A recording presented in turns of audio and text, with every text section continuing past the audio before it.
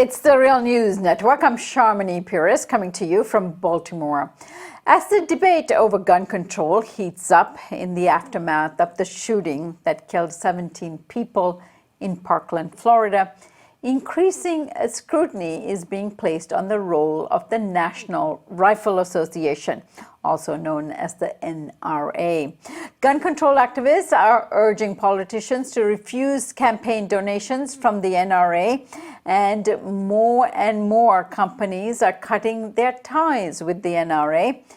But just how powerful is the NRA, and where does its power come from? Assistant Professor Benjamin McKean has thought about this issue. He is an assistant professor of political science at Ohio State University. He recently wrote an article about the NRA for Jacobin magazine called Blood Money and Mass Membership. Thanks for joining us today, Ben. Pleasure to join you. Ben, immediately following the mass shooting, a lot of scrutiny was placed on the donations that Republicans received from the NRA. However, according to the Washington Post, the NRA only donated $4.2 million to congressional campaigns since 1998. Now, in the scheme of things, this isn't a lot of money, and it is not where we should place our criticism, although, of course, receiving money from any corporate or gun manufacturers and so on needs to be scrutinized. But if this isn't so influential in terms of the donations that the Republicans are getting from the NRA, where does the NRA's influence in Washington and in our society come from? Well, you're certainly right that it's not a lot of money from the perspective of congressional Republicans. So Paul Ryan, for example, the congressional leader from Wisconsin, is the top recipient of NRA money. And the money that he received is still only about 1% of the money that he raised in the most recent election cycle. So it's not nothing, but it's clear that there are other people who have more money or are spending more money on this. Now, the NRA is also spending money independently. These so-called independent expenditures aren't direct donations, but they're still spent on advertising for one candidate or against another candidate. So there's some money that those numbers aren't capturing. But overall, the NRA's power isn't primarily from spending money directly on elections. Their money primarily comes from having an extremely engaged membership. So they claim about 5 million members. Now, those numbers are probably slightly inflated. They've admitted as much when they say that people who sign up for lifetime memberships never come off the rolls, even when there's reason to believe they may have passed away. But even so, they have a hugely engaged mass membership, which I think to people who are not people who shoot for sport, who aren't hunters, a lot of that engagement is invisible. And so people focus on the money because that's something they can quantify.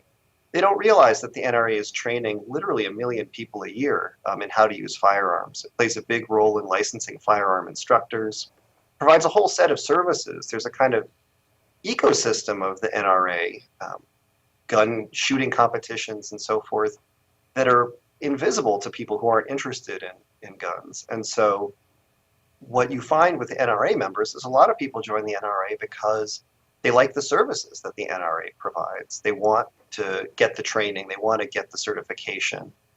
They're not joining primarily for political reasons, but once they're members, the NRA is able to engage them in political education by doing things like sending out report cards, grading politicians on how well they respect the Second Amendment and so forth. And as a result of that, they're really able to mobilize a very engaged membership in voting and that's much more important to the politicians than the money that they get directly. Ben, we know that the NRA gets half of its funding from its members, the 5 million or so members. But how does it get the rest of the money it needs, and what kind of money does it need every year? Well, the NRA gets, as you suggested, about half of its $350-odd million budget from its membership, from dues and from other fees that it charges. So that's a lot of money already. But beyond that, it also does attract donations from gun manufacturers who give both as part of charitable giving, but also will provide in-kind goods and services because they get to advertise then at competitions and they get to connect to NRA members who are, of course, their customers. And I mean, this is a lot of money that they have between the membership and the donations that they receive.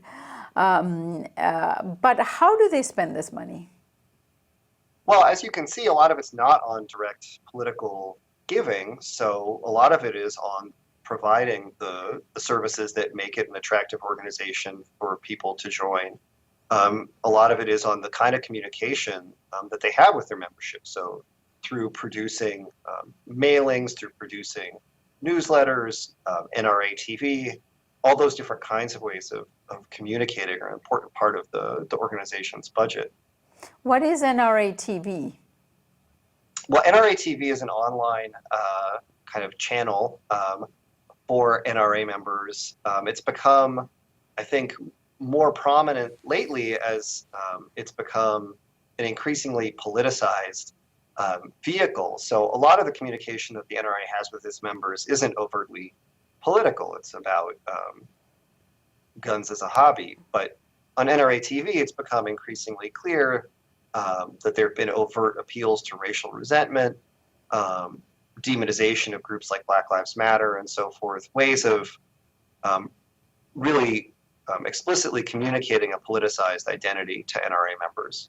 Right. Now, all the ways in which the NRA works in communities, training, making people feel as if they're a member of a very important organization that has influence in Washington and so forth, which would you think is its most powerful mechanism in terms of communicating with the public?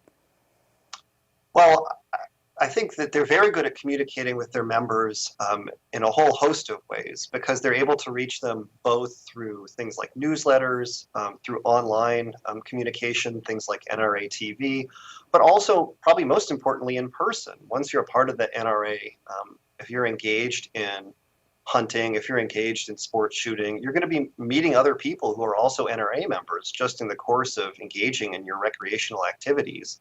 And so it's a lot easier for them to create a kind of political identity for people. It's a lot easier for them to get people to think of themselves as NRA members than it is for gun control groups where people don't have as many non-political reasons to associate. So as a result of that, although the NRA claims around 5 million members, when you poll the American people and ask how many people are NRA members, up to 15 million people identify as NRA members, even though they're not paying dues. So I think that shows how powerful this network that the NRA has can be, that it's really changing how people think about themselves even when they're not signing up, but just because they're participating in the same kinds of activities that NRA members do. Right. Now, many companies are withdrawing their support from the NRA, such as Delta Airlines, Avis Rent-A-Car, MetLife Insurance, and others. Do you think that the tide might be turning against the NRA as a result of not only this recent shooting, but a series that has led up to this? I do think that that's a real possibility. And I think that severing these corporate connections is actually a very important way for activists to be going after the NRA. I think it's likely to be effective because it hits the NRA where it hurts. It impairs their ability to deliver the services that make it an attractive organization for people to join. So, for example, the Chubb Insurance Company, which was the insurance company providing underwriting for the NRA for a product that they offered that offered insurance to help shield NRA members from legal liability if they were involved in a self-defense shooting while they had a concealed carry permit. And that insurance company severed their relationship with the NRA over the weekend, which means that it's no longer possible for the NRA to offer that product.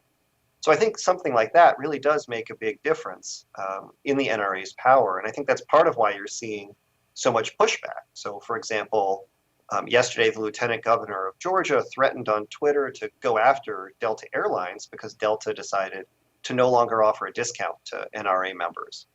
And I think that that's not a reaction you would have seen a politician in Georgia have before, when Delta is such an important employer in that state. So I think you can see that it seems like there's a possibility this is hitting the NRA where it hurts. Yeah, it is a Delta hub, isn't it? Yeah, it's the headquarters. Right. Now, describe for us what NRA members' identity looks like. I know affiliation with the organization is very important. They seem to be largely white. This makes it, as an organization that is largely supported by its members and its activities represent that. But what does this mean in terms of the cultural significance of how the NRA influence policy and then the impact of it? Well, the modern NRA as a really active political organization is really a product of the 1970s and the backlash to the 1960s and the urban uprisings then. So I think part of what you saw was the NRA for 100 years really being an organization for hunters that wasn't especially involved in politics. And in the past 4 decades or so, what you've seen a real radicalization, and as you suggested, a kind of racialization of the organization. So right now, if you want to predict a person's position on gun control, race is actually a pretty good proxy. So if you add, the Pew Research Center did a survey last year asking people what they thought was more important, gun ownership rights or gun control. Every race said that gun control was more important, except for whites, who said that gun ownership rights were more important by 55% to 40%. So what you see with the NRA is a kind of mobilization of this identity of associating a certain kind of whiteness with citizenship, where part of what you're protecting is your identity against the changing country. And I think that part of what has made the organization potent is their ability to mobilize that. But I think that what you've seen perhaps over the past 2 weeks is the limits of that strategy, as I think many of the NRA members who are there for services are beginning to feel like the NRA's identity is getting ahead of where they want to be. And I think the NRA runs into a risk that if they become an organization that people who identify as ordinary Americans don't want to be associated with, then that would, I think, dramatically weaken their power. Where does the history of this identity come from in terms of God, guns, and country? Well, I mean, obviously it's very difficult to disentangle from the role of race in American history more broadly. But I think that part of what you've seen is the NRA create a kind of Second Amendment fundamentalism, where they think that the primary function of the Constitution is the Second Amendment. They think that the right to bear arms is essentially the guarantee of all the other rights. And so they've really enshrined that in a place that it hasn't had for most of American history. But there is a continuity with that. So you've got a history of white citizens demanding the right to bear arms to keep control, for example, over slaves, over indigenous people. And I do think that there is a part of that tradition that the NRA might be drawing on, suggesting that this has been a way that white people in the country have long tried to keep order, and they think it continues to be necessary. I think other interpretations of the Constitution obviously are possible that doesn't give the Second Amendment a pride of place like that, and that sees things like the First Amendment as being a more important right that's enshrined there. All right, Ben, I thank you so much for joining us today. My pleasure. And thank you for joining us here on the Real News Network.